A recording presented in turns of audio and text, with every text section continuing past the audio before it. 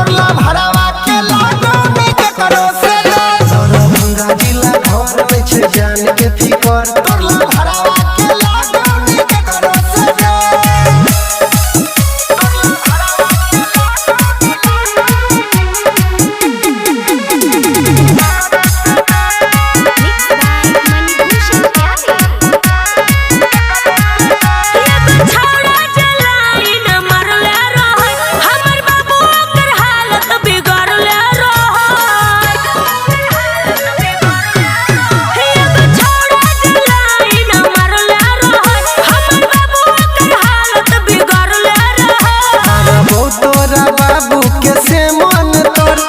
करतौ नहीं कोनो ओझा के जन तोर दरभंगा जिला घर में छे जान के फिकर तोरला भरावा के लागो नी के करो से दरभंगा जिला घर में छे जान के फिकर तोरला भरावा के लागो नी के करो से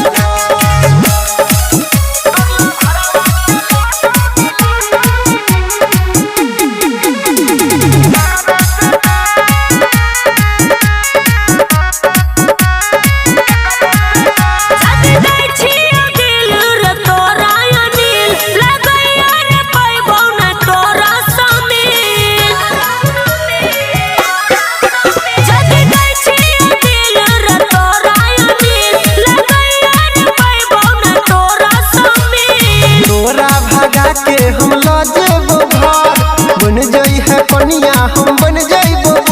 दरभंगा जिला घर में छे जान के फिकर तोरला भरावा के लागो नी के करो से दरभंगा जिला घर में छे जान